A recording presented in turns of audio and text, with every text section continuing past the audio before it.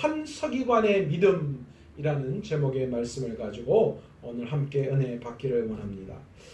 유독의 여러 주요 집단 대표들이 예수님을 겨냥해 함께 연합했습니다. 이유가 무엇입니까? 예수님을 모함하여 잡고자 했기 때문입니다. 왜 이런 일이 일어났습니까? 그들의 기득권을 지금 뭐 했어요? 예수님이 예루살렘에 입성하시고 성전에 들어가셔서 그들의 기득권에 위협을 가했던 거예요. 그들은 성전 안에서 일어나는 여러 가지 경제적인 부분들로 종교 지도자들이 뭘 했어요? 이익을 취했던 거예요. 그런데 예수님께서 성전에 올라오셔서 그 모든 것들을 다 엎으셨어요. 성전을 구석구석 누비고 다니시면서 뭐 하셨어요? 성전의 제 기능은 살아있지만 제 역할이 성전에서 그것들이 감당되도록 그 성전이 성전으로서의 그 제대로 된 역할을 감당하도록 예수님께서 그 모든 것들을 정리하고 계셨다는 거예요. 여기에 대해서 굉장히 좋지 않은 감정을 가지고 있었어요. 대제사장과 서기관들과 장로들이 우리는 그런 권한을 너에게 준 적이 없는데 너는 어떻게 그런 일을 하느냐라는 거예요. 그때부터 이제 예수님에 대한 안 좋은 감정을 가지고 이제 그를 잡고자 모의했던 거예요.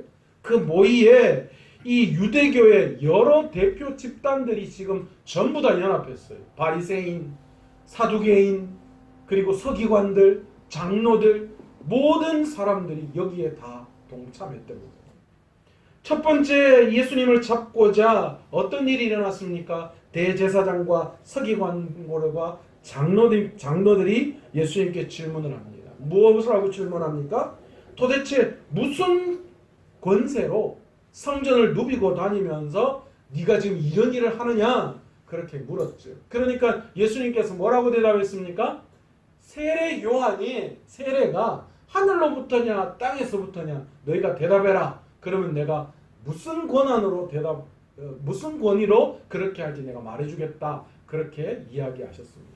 그러면서 그 문제를 넘기셨어요.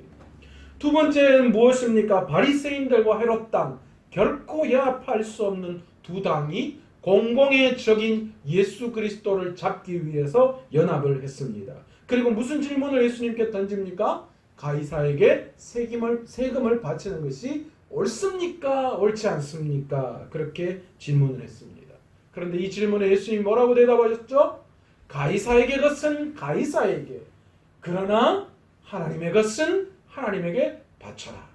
그런데 여기에서 하나님에게 돌리다, 바치다 이 뜻이 뭐라고 말씀드렸습니까? 너희가 원래의 상태로 되돌아가야 한다라는 거예요. 이 원래의 상태가 뭡니까? 창세 때에 하나님이 사람을 만드실 때에 그때의 모습으로 너희가 돌아가야 한다라는 거예요. 바로 그래서 여전히 세상에 속해 있는 자들은 세상의 지배 아래 있지만 그러나 원래의 하나님의 모습대로 돌아간 너희들은 하나님의 뜻대로 하나님의 방법대로 살아가는 것이 옳다. 그렇게 말씀하시면서 이들의 코를 납작하게 하셨습니다. 세 번째는 무엇입니까? 드디어 사두개인들이 등장했습니다. 사두개인들이 뭐라고 예수님께 질문을 합니까? 부활의 때에 7형제 중에 이 한 여인은 도대체 누구의 아내입니까? 라는 질문을 했습니다. 그런데 여러분, 사두개인은 부활을 믿지 않습니다. 그리고 성경도 모세 오경만 믿는 자들입니다. 그런 사두개인이 부활에 대한 질문을 하고 있어요. 부활을 안 믿는데 부활에 대한 질문을 하는 거예요.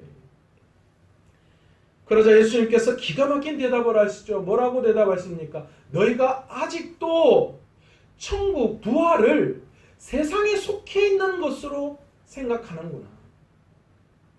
천국은 부활 때에는 바로 천사와 같은 존재가 된다. 그렇게 말씀을 하시죠. 그리고 너희가 믿는 모세 오경 중에서도 하나님께서 모세에게 나타나셔서 아브라함의 하나님, 이삭의 하나님, 야곱의 하나님이라고 말씀하실 그때에 그 하나님은 죽은 아브라함, 죽은 이삭과 죽은 요셉에 대한 이야기를 하신 것이 아니라 산 자의 하나님임을 분명히 말씀하셨다. 그러니까 너희가 보는 성경에도 하나님의 부활에 대한 이야기를 하고 있지 않느냐. 그래서 부활에 대한 그것에 대한 지식을 가지고 있지 못한, 그러나 그들이 이 무언가 더 많이 안다고 주장했던 이 사두개인들의 코를 예수님께서 납작하게 해 주셨습니다. 여러분, 그런데 여기에서 우리가 한 가지 알아야 할 것이 있습니다. 여러분, 부활은 무엇이 먼저 전제되어져야지 이루어질 수 있는 것입니까? 다시 살아나려면 뭐가 이루어져야 돼요? 죽어야 되죠. 저는 가끔 그런 생각을 합니다. 하나님이 이 죽음의 문제를 왜 해결해 주시지 못하셨을까라는 그런 생각을 하게 됩니다. 여러분, 그런 생각 안 해보셨어요? 예수님이 십자가에 달려 돌아가시고 죄에 대한 대가를 다 치르셨는데 굳이 죽음이라는 것을 우리에게 주실 이유가 있겠는가라는 그런 생각을 해본 적이 있습니다. 그런데 여러분, 우리가 죽음과 부활을 생각할 때에 우리는 자꾸만 이것이 부활이 무언가 다시 회생하는, 그죠?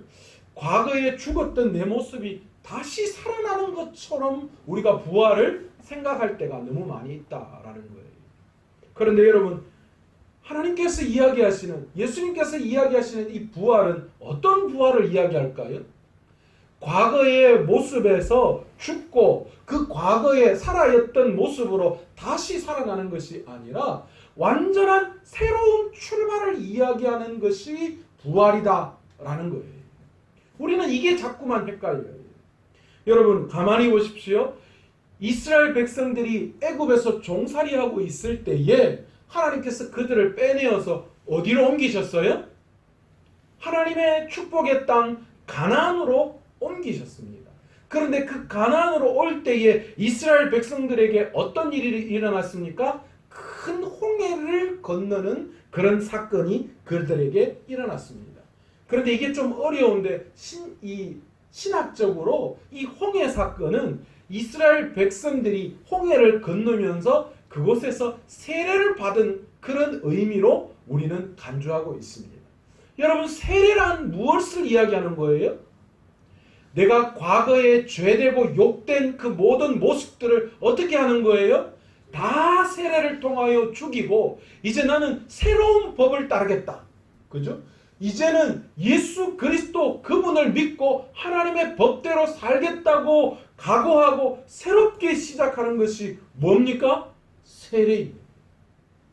여러분, 하나님은 이스라엘 백성들이 애굽에서 종살이하고 있었던 그 종의 근성, 그 모든 것들을 그곳에서 뭐 하신 거예요? 홍해를 건너게 하시면서 그곳에서 다 죽게 만들었다는 거예요. 여러분, 종이 그 종의 그 모습을 해결하려면 어떻게 해야 되는 거예요? 종살이하는 사람이 그 종에서 해방되려면 어떻게 해야 돼요? 그만큼의 값어치를 주어서 해결이 되거나 아니면 죽어야지만 그 종의 그 모습에서 해결되잖아요. 여러분, 이 죽음은요, 그래서 지금까지 우리가 세상 안에서 있던 죄악된 모습, 세상에 얽매여 있던 그 모습, 그 모든 것들을 이제 다 뭐 하는 거예요? 결별하는 거예요. 끝내는 거예요. 마감 짓는 겁니다. 이제 하나님 앞으로, 하나님으로 말미암아 새로운 세상을 우리가 꿈꾼다라는 거예요. 그래서 죽음은 우리 믿는 자들에게는 슬픔이 아니라 기쁨인 거예요. 왜요? 새롭게 시작하는 거예요. 이제 죄악된 그 모든 그런 것들을 다 끊어버리고 하나님과 함께 새롭게 시작하는 것. 천국에서 어떤 것과 예수 그리스도와 신랑과 신부의 관계로 이제 새로운 세계가 우리에게 열리는 거예요. 그러니까 과거에 형제 자매였고 뭐 부모 자식간이었고 아니면 원수지간이었고 이런 게 있을 수 있어요? 없어요? 없어요. 죽으면 세상의 모든 그런 것들이 다 끊어져 버리고 끝난다라는 개념이 이 죽음이라는 것 앞에 의미가 있다라는 거예요. 예수님께서는 지금 이 부활에 대한 것을 그걸 이야기하시는 거예요. 그런데 여전히 사두개인들은 그걸 전혀 이해하지 못해요. 우리도 마찬가지잖아요. 우리도 사실은 죽음에 대한 그리고 부활에 대해서 이야기하면서 우리는 자꾸만 세상의 어떤 것들을 가지고 부활의 이후의 것들을 해석하려고 하지. 여러분, 믿는 우리들은 이 땅에서 계속해서 뭐 되어져 가는 과정이에요? 구원의 여정 중에 보면 믿는 자들이 예수 그리스도를 알고 이 땅에 살아가면서 우리는 계속해서 영화로운 단계, 그러니까 점점 하나님의 백성으로 그 영화로운 단계로 계속해서 나아가는 거예요. 그러나 완전한 성화의 단계는 이 땅에서 이루어질 수 없습니다. 여전히 우리는 이 땅에서 불완전한 관계에 있어요. 그러나 죽고 우리가 하나님 앞에 설 때 그때에 우리의 죽음으로 말미암아 우리는 뭐 되는 거예요? 이제 비로소 영광스러운 성화의 단계가 이제 영광스러운 단계에 그곳에 올라가는 거예요. 여러분, 그게 우리에게 죽음이라는 것이지. 여러분, 예수 그리스도가 바로 그것에 대한 이야기를 하고 있어요. 새롭게 하나님과의 완전한 관계로 이어가는 과정, 그게 죽음이고, 이제 그래서 그 죽음으로 새롭게 시작되는 게 부활이다라는 것이죠. 그런데 놀랍게도요, 예수님의 이 앞에서 예수님의 이렇게 변론하시는 모든 것들을 보고 있는 사람, 그 말씀을 가만히 지켜보고 있는 한 사람이 오늘 성경에 등장하고 있습니다. 그 사람이 누구냐? 서기관이었습니다. 그런데요, 이 서기관들은요, 사실은 다 좋은 사람이 아니었어요. 사실은 이 마가복음에만 서기관이라는 표현이 21번 등장하는데 20번은 전부 다 안 좋은 사람으로 등장하고 딱 요 대목에서 좋은 긍정적인 사람으로 서기관이 등장해요. 그래서 오늘 본문에 보면 마가도 그 한 서기관, 한 사람, 그 서기관이라고 분명하게 호칭을 정하고 있습니다. 여러분, 오늘 성경에 등장하는 도대체 이 서기관이 하는 역할이 무엇이었을까요? 이 서기관들은요, 율법을 연구하고 가르치는 사람들을 우리는 당시에 서기관이라고 이야기했습니다. 그들은 백성들에게 율법이 무엇인지를 해석하고 가르치면서 또 그들의 종교적인 생활도 지도하는 그런 역할을 감당했어요. 그리고 더 나아가서는 율법에 어긋나는지 그렇지 않은지를 판단하는 역할, 다시 말해서 이 생활 전반에 걸쳐서 종교적으로 또 생활 전반적인 것에 있어서의 재판관의 역할을 감당하는, 그러니까 법률적인 어떤 그런 역할을 감당하는 그런 사람들이 바로 서기관들이었다라는 거예요. 그런데 예수님은 이 서기관들을 좋게 보셨을까요? 안 좋게 보셨을까요? 안 좋게 봤어요. 이유가 무엇입니까? 약자를 보호하고 없는 자, 힘없는 자를 보호해야 될 그들이었는데 도리어 그들이 어떻게 했어요? 그들의 가산을 취하고 공평하지 않은 저울을 이야기하고 그런 나쁜 짓들을 너무 많이 했다라는 거예요. 그래서 예수님은 서기관들을 굉장히 호되게 야단을 치시는 모습을 우리는 성경을 통하여 자주 보게 됩니다.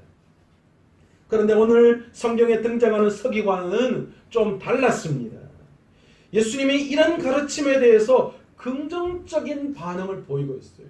이 서기관이 아마도 성경에 깊이 있는 관심과 그런 내적인 해석에 대한 특별함이 좀 있었던 것 같아요.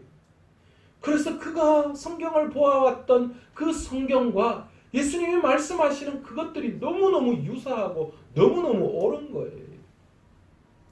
나중에 예수님께서 이 한 서기관에 대해서 뭐라고 말씀하십니까? 오늘 우리 본문에 읽었던 마지막 34절에 보시면 예수님께서 내가 하나님의 나라에 멀지 않았도다, 그렇게 말씀하십니다. 지금까지 종교 지도자들과의 대화를 진지하게 지켜보고 있던 이 한 서기관이 드디어 예수님의 앞에 입을 엽니다. 진지하게 중요한 질문 하나를 던집니다. 아마 그가 평생을 두고 가지고 있었던 마음이었던 것 같아요. 율법의 수많은 계명들 중에서 가장 크고 중요한 계명이 무엇입니까? 라고 예수님 앞에 질문을 했습니다. 여러분, 이 서기관들은 모세의 율법을 조금 더 세분화시켜서 613개의 명령으로 나누어 놓았어요. 그 중에서 248개의 긍정적인 명령과 365개의 부정적인 명령을 합쳐져서 613개의 명령을 가지고 이 10계명을 세분화시켜서 이 유대인들에게 가르쳤던 거예요. 이걸 이렇게 해야 돼, 저렇게 해야 돼. 그런데 여러분, 세상 삶이라는 게 여러분 어떻습니까? 이게 그렇게 단순하지 않아요. 그러니까 어떤 계명이 우선되어져야 하고 어떤 계명이 나중되어지는지, 또 어떤 경우에는 계명들이 충돌하는 경우도 발생하고 여러 가지 복잡한 것들이 더 많았던 거예요. 그래서 늘 이 서기관들은 도대체 이것에 대해서 어떻게 해석을 하느냐에 대한 그런 질문들이 그들 마음속에 가득했던 거죠. 그러다 보니까 아마도 무슨 계명을 가장 우선시 여겨야 하는가? 이 613개의 이 명령 중에서 무엇인가가 충돌하고 더 중요한 것이 있다면 무엇인가라는 것에 대한 질문을 오늘 예수님 앞에 하고 있는 것입니다. 그런데 예수님께서는 이런 율법 중 하나가 가장 중요하다. 네가 이런 것, 이것이 가장 중요하다. 그렇게 말씀하시지 않았습니다. 뭐라고 먼저 말씀하십니까? 마음을 다하고 목숨을 다하고 뜻을 다하고 힘을 다해 유일하신 하나님을 사랑하라. 그렇게 먼저 말씀하시는 거예요. 사랑에 대한 이야기를 하고 있어요.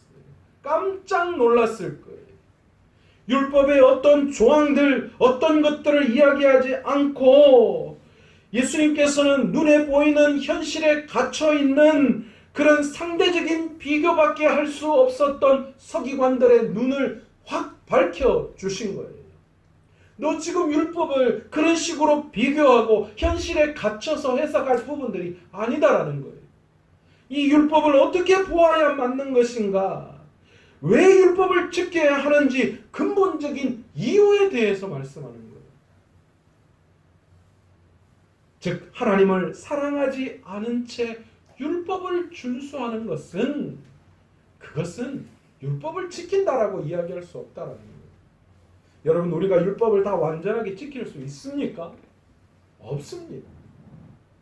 그 어떤 조항들을 만들어서 다 지켰다 하더라도 그럼에도 불구하고 우리의 부족하고 연약함들이 발생하는 거예요. 여러분, 지금도 이스라엘 가면 유대인들이요, 이 안식일 날 어떻게 하는 줄 아세요?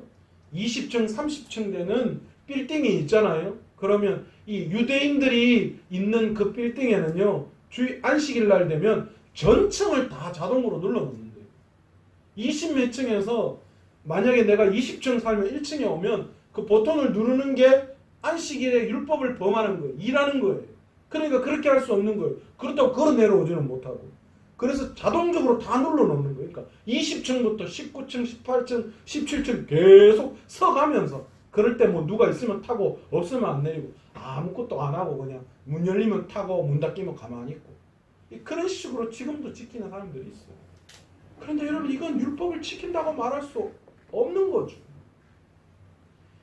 그래서 예수님께서 그래서 말씀하시는 거예요. 너희가 이런 율법에 대해서 이 서기관들 너희가 생각하는 바로 그런 상대적인 비교, 현실에 갇혀서 율법을 해석할 것이 아니라 율법의 참 의미가 무엇인지를 너희가 먼저 깨달아야 한다는 거예요. 그래서 말씀하시는 게 하나님을 사랑하는 것이다라고 말씀하는 거예요. 하나님을 사랑하지 않고 그분의 명령을 지킨다라는 것, 그것은 지키는 것이 아니라는 거예요. 하나님을 사랑하는 마음으로 율법을 지키려고 노력하고 애쓰고, 그리고 그 속에서 자신이 완벽하지 않음을 깨닫고, 그래서 진정성 있게 말씀에 순종하고, 그러나 그렇지 못한 내 자신을 발견할 때에 너무 좌절하고 죄책감에 빠지지 않고 다시 그럼에도 불구하고 나의 연약함 속에서 하나님이 나를 사랑하심을 깨닫고 다시 그 자리에서 일어날 수 있는, 포기하지 않는 마음, 하나님이 원하시는 마음이 그 마음이었다라는 거예요. 예수님께서는 그리고 또 뭐라고 말씀하십니까?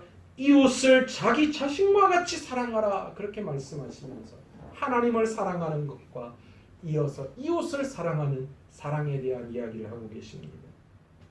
서기관은 상대적 비교를 통해 하나를 얻고 다른 모든 것을 그 아래에 두고 싶어 했지만 예수님께서는 가장 중요한 계명이자 계명이 전부라고 말씀하시는 하나, 사랑에 대한 이야기를 하시면서 그 사랑을 가지고 우리의 삶의 관계들을 풀어나가고 계시다라는 것입니다. 이 세상과 세상에 속한 사람들은 본능적으로 비교하게 되어 있어요. 취할 것을 취하고 버릴 것을 버리고 또한 상처를 주고 받습니다. 그러나 하나님은 그런 분이 아니셔요. 하나님은 오직 사랑만 하시는 분이십니다. 그리스도 예수 안에서 그 사랑을 받은 사람들은 자기 자신을 건강하게 사랑하는 법을 아는 자들이 그 사랑으로 다른 사람을 사랑하는 그런 넉넉한 마음을 가진 사랑이 우리에게도 필요하다라는 거예요. 여러분, 교회가 화려하고 교회가 많은 일을 감당하는 거, 여러분 이거 하나님이 크게 원하시지 않아요. 물론 하나님이 우리에게 주시는 사명이 있다면 하나님 그 사명 감당하는 게 즐거운 일이죠. 그리고 그것도 위대한 일이에요. 크게 맡기시면 크게 하고 작게 맡기시면 작게 하는 거예요. 그걸 가지고 우리가 자랑할 부분은 아니라는 거예요. 그러나 그 속에서 하나님을 사랑하는 마음과 내 이웃을 사랑하는 마음이 없다면 우리는 어떤 일들을 하더라도 그것은 하나님 앞에서 아무런 의미가 없음을 우리는 깨달을 수 있어요.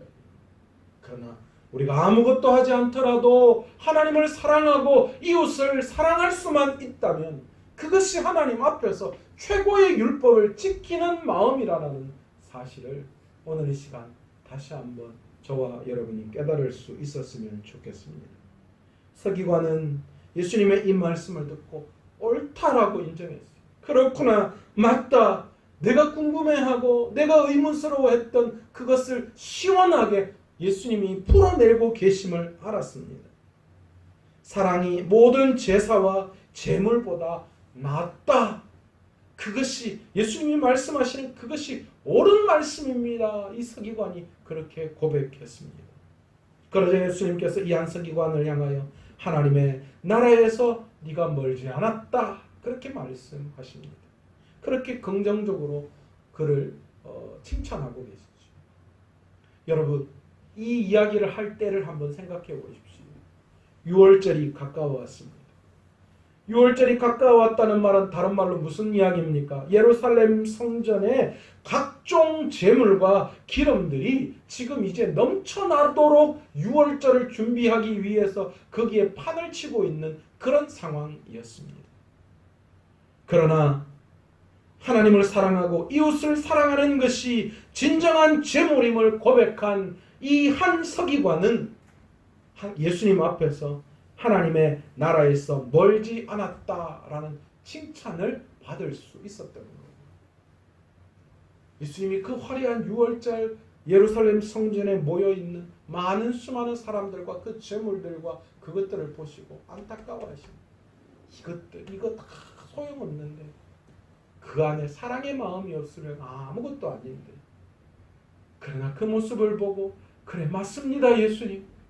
진짜 중요한 것은 이 6월절을 준비하기 위해서 쌓아 올린 하나님 앞에 드린 이런 예물이 아니라 진짜 하나님을 사랑하는 마음, 그 마음으로 내 이웃을 사랑하는 마음, 그것이 정말 중요한 마음인 것이 맞습니다라고 인정했던 그 한 서기관. 하나님의 마음, 예수님의 마음과 이 서기관의 마음이 통했던 거예요. 예수님의 말씀을 듣고 판단하거나 비교하는 우리의 마음을 멈춰야 합니다. 우리는요, 이런 마음이 없을 수가 없어요. 저도 그랬죠. 저도 굉장히 담즙질이라고. TV에 아나운서, 특히 날씨하는 아나운서, 여자 아나운서가 나오면요, 우리 어머니하고 저하고 둘이 앉아가 이 지방은 어쩔 수가 없다. 옷 입은 게 영 신통 참고 촌스럽고 막 이러면서, 그리고 오늘은 발음도 왜 저렇고 뭐 몸짓도 그렇고, 아이고 저 촌스러워, 저 어떡하노. 하나에서 열까지 내 기준으로 뭐 하는 거예요? 그 사람을 보고 그것에 평가해요. 여러분, 우리도 그렇잖아요. 교회 안에서도 무슨 일을 하거나 어떤 것들을 할 때에 우리는 우리 생각이에요. 내 생각이에요.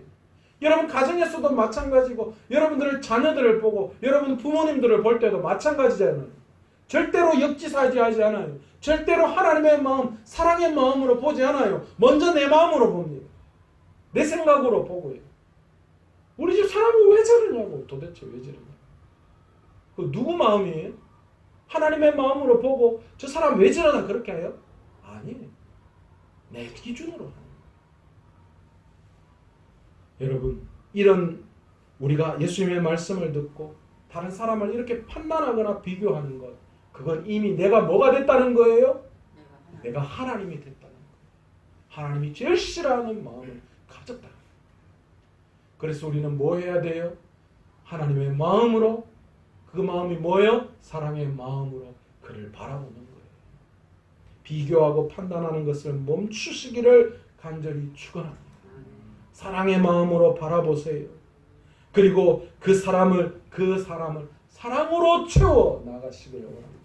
그 사람을 변화시키는 것은 결코 논리와 힘이 아니라 뭡니까? 사랑이라는 사실을 우리가 오늘 말씀을 통하여 다시 한번 깨닫기를 원합니다. 절대 안 변할 것 같은 사람도 하나님의 사랑이 그 사람의 마음을 감동시키시며 변하는 줄로 믿습니다. 오늘도 그 사랑으로 우리의 삶을 채워가시고 그리고 그 사랑으로 이 교회에 헌신하시고 그 사랑이 이 우리 교회를 가득 채울 수 있는 그 사랑으로 일할 수 있는 저와 여러분 되시기를 간절히 축원합니다. 오늘